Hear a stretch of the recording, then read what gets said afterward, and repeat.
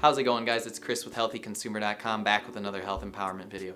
This video is focused around video game addiction, and the reason I'm doing this video is because it's very closely related to what I do with Healthy Consumer and also this YouTube channel as well, and that's empowering people with chronic health disorders, particularly generalized anxiety disorder, major depressive disorder, sinus health, gut health. But I think this very closely relates to major depressive disorder, especially for males. I know that's true for me, and maybe it's true for you if you're watching this and you were interested in it, or maybe someone around you is coping with that. But I wanted to give you my insight, my experiences, and I'll also I'm gonna put in the time code here so you can skip ahead if you don't want to hear my story. That's totally fine, and we can get right to the point. But I think it gives some insight to hear my background on this. I've been coping with major depression and generalized anxiety disorder for greater than 15 years. And I think video game addiction also played a role in that, and I just didn't realize how serious it was until about maybe a year and a half ago, when I was really trying to get into rebuilding myself from the ground up and understanding truly at a deep level why I was depressed, why I was anxious. Because I could always find ways to make myself busy, but then I would eventually just come back into the steep depression. And then I would cycle between, the video game addiction would ramp up and so would the depression. And when that happens, things spin out of control for me. And I didn't want that. I wanted to have better control over my life. So I started to seek professional help.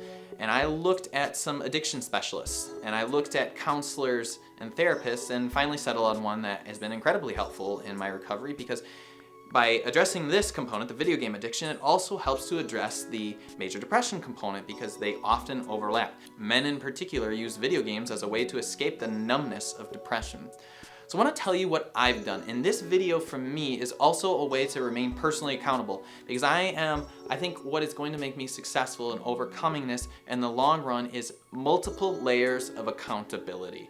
And this video in itself is a layer of accountability because I am speaking to you and I am confessing that I have video game addiction, and I'm managing it better now, and I hope to continue to manage it. So I think that is number one thing, is to start to put in layers of accountability. And one of the first ways to do that is you need to quantify the time that you are spending on video games, and maybe a plugin like Rescue Time.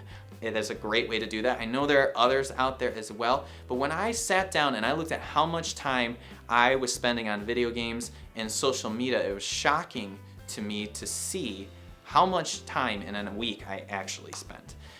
And so I think it's important to quantify how big of a problem it really is. And you have to be ready. You have to be in a place where you're ready to do something like that. And then what I do is I take these reports and I send them to two different people. I send them to a family or friend, and then I send them to my therapist. Because by doing that, I have two people that I don't want to disappoint. I could disappoint one person and probably be okay with it, but I'm disappointing multiple people. That makes me feel terrible on the inside. And this is not meant to be a shaming or a guilt type thing. It's more for me, it works for me as a way of personal motivation that I'm gonna keep on track and I'm gonna beat this. I also use things like Goal Streak as an app on my phone as a second layer of accountability, which uses the same system as freemium gaming in terms of, ironic, right? Freemium gaming using a reward system. So I hit it's just so simple. I just hit little X's on the app every day that I've accomplished my goal of not gaming for more than 30 minutes during the weekday and not gaming for more than an hour per day on the weekend. And that's just the goal that I've set because I think it's realistic, and I know that I'm not going to completely withdraw from video games because I think they can be fun, and if they're controlled at a certain level and not eating your life away. I do think, though, that you need to assess how deep of a problem this is in your life. If that's not something that you're capable of, then I highly encourage you to seek help from a professional counselor or therapist of some kind that specializes in addiction, because a lot of therapists don't understand addiction, or as deep as they could because it's not something that they specialize in. If not, still try and find professional help of some kind, because it's helped me a ton to have someone who truly understands addiction and isn't going to judge me for it, but is going to encourage me and give me strategies and ways that I can overcome the addiction in the long run. Once you've established how much time you spend on video games and mindless screen time, I think it's important to take a step back and look at your life and where you want to be in 10, 20 years. That's incredibly difficult for your mind to do. It's incredibly difficult for all minds to do. But it helps put things into perspective. And you have to see if you can put these things side by side where you say, I'm spending this much time on video games, and I want to be here in 5 years. How much is this gonna get into the way of this? Is this going to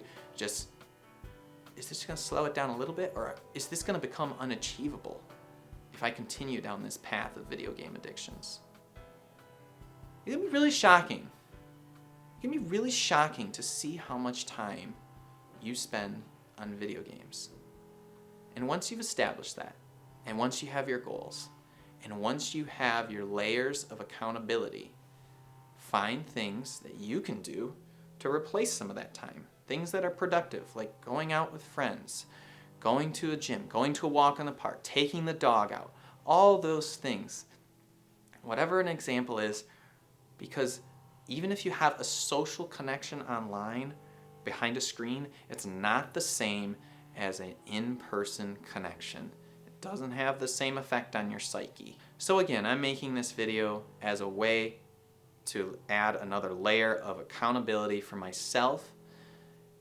And I'd love to hear the kind of things that you're doing to overcome your own video game addiction, or have done. What's worked, what hasn't worked. Does this overlap for you with major depression? And what do you do about it? These are the kind of videos that I make. I want to empower people that are coping with chronic health disorders. I also make online courses if you're looking for something a little more structured at healthyconsumer.com for generalized anxiety disorder and major depressive disorder. If you found this video helpful, consider subscribing, and I look forward to seeing you in the next video, guys. Have a great day.